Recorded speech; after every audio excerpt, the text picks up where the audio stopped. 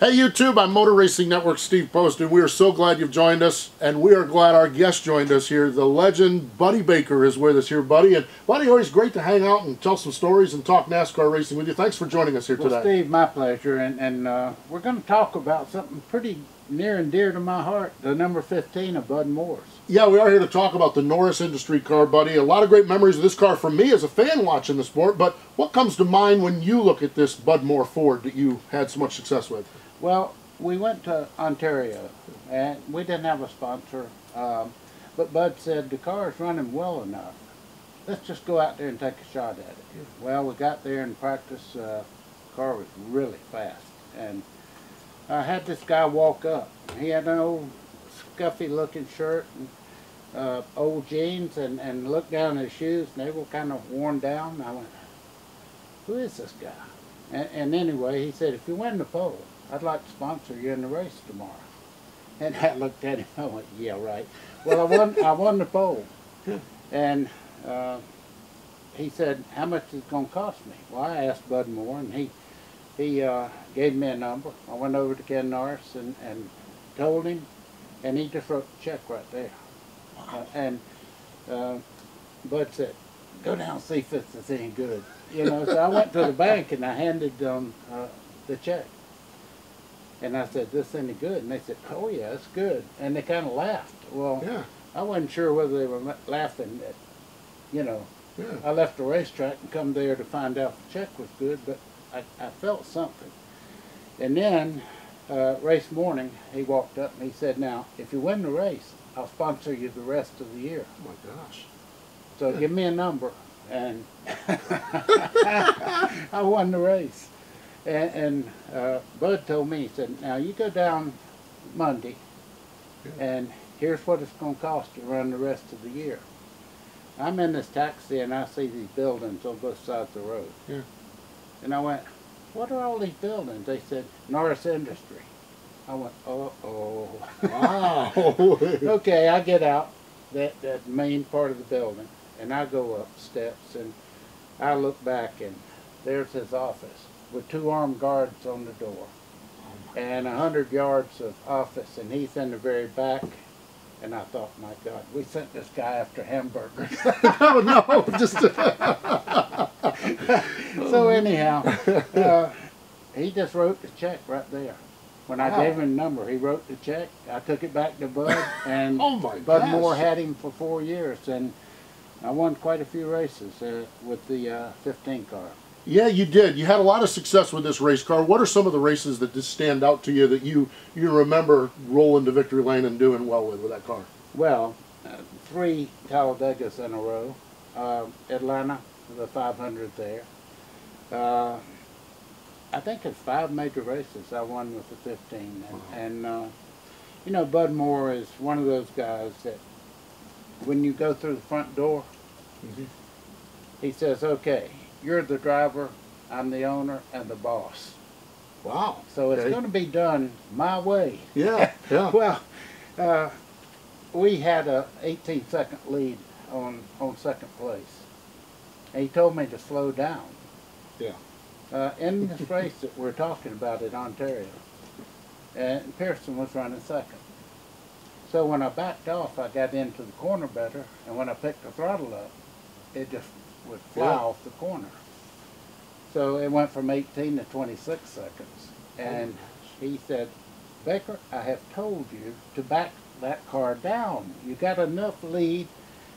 And I backed off more, and it got faster yet. Oh, no. Because of such a clean entry into the corner. Yeah.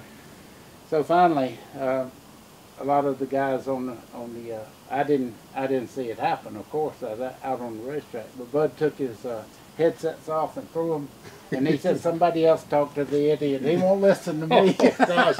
I'll tell you what, that is some great stuff. And we, of course, have these autograph cars, Lionel, the NASCAR Classic line, and we have the Grey Ghost cars that you have autographed as well. We did that the last time you spent time with us here at Plan B. And, Buddy, when you look at the cars, the details on these cars, pretty amazing collectibles that Lionel has put together, celebrating some great cars in our past. Well, this car right here still holds the record for the fastest Daytona 500 ever. And I know I won 5 major races with it. As a matter of fact, went back and got my 4th Talladega win with the 28. Also, the Daytona 500. Pretty big numbers that I won with the 28 and all the bunch there. That was a super team. Yeah. And all those naysayers that were going, you spent 8 years, you know, waiting on opportunity. Well, Ray Fox gave me an opportunity, and later I got with the 28, and wow, it was magic. And all of a sudden they said, oh, we knew you could, you know. Boy, I tell you, I went from the pointed hat to the smartest guy in town. That's funny. That is fantastic. Love the stories. Love the stories. We've got a couple questions here. This one is from Facebook. Gene writes and said, how much of a change has been made to NASCAR, in your opinion, from the time you raced to the present time? How drastic do you describe the difference? Yeah. That's like talking about a brick building and a matchstick house. Yeah, That's how much change. I mean, the safety features and used to be attrition was a big deal. Right. You know, you'd start a full field and you might have 15 cars left at the end. You know, just a lot of times if you pushed it too hard, you had that oil trail back into the garage area, and that was part of me. But you know, it just, Lord, it would take longer than we have to talk about the differences, the safety features.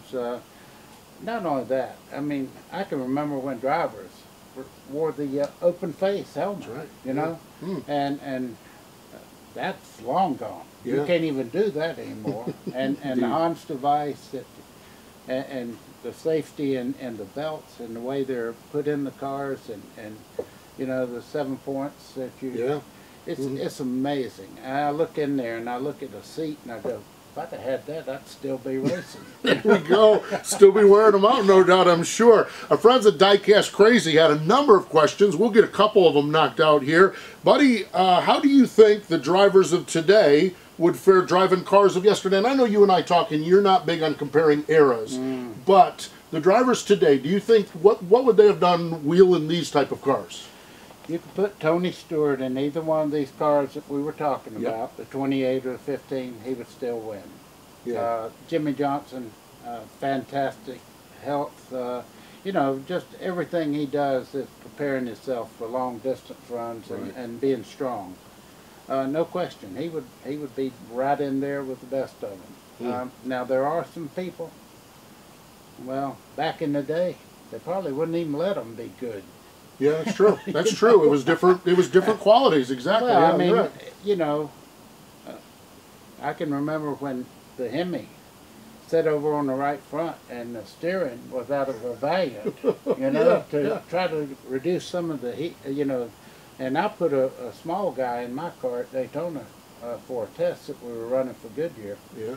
And he went down the corner and he came back in and he said, there's something broke. This thing won't turn. And I went, no. That's just how tough these cars were to drive. So, you know, it's not fair to go back and say who would or who would not. But I could tell you that the guys that are winning right now would have been right there in the days, all the way back to the Lee Pettys and my father and that bunch. A good driver's a good driver, that's for sure. Buddy, this is an interesting question. M.W. Winters writes in, what was your favorite track to compete on that is no longer on the circuit? I guess Ontario. Or Texas World Speedway. You know, I won at both, and I loved them. The one thing about the Texas World Speedway was it was almost a carbon copy of Michigan, and I always loved Michigan. I won there also, and I guess you like places that you win, but Ontario was, at that particular time, when they built that racetrack, it was the most modern racetrack on the circuit. Good stuff. Final question we have, again, this is from Diecast Crazy. Checkered Flag Zone writes, which driver in today's era would you have liked to race in your era, and why? That's not even hard to answer. You would want to see how good you were in your prime against a Jimmy Johnson. The best right now, and I know this is not fair to say because there's so many talented young drivers out there, and a lot of guys that have some experience that have been in the sport for quite a while. But, you always gauge yourself by the best. Right. And right at the moment, somebody's got to beat him to be the best. Yep. No doubt. Buddy has my favorite line in all of racing, and we were just yucking up. We did some programming together years ago on Sirius, and Buddy, you'd won a big race. Might have been your first race, and I'm just going to share. I'm going to lay it out there, and you put it in the cheap seats. You won the race, and someone came up and said, "Well, you won that NASCAR race. Who did you beat?" What was your answer? Everybody. Everybody. That's right. Everybody that suited up that day got beat by Buddy Baker, and these Diecast cars are some of the winning cars he had. Buddy, we appreciate your time joining us here today. My pleasure. Thank you. There we go. The legendary Buddy Baker joining us here on the Diecast Review Show on Plan B Sales, and his cars are available at planbsales.com or your local Diecast dealer.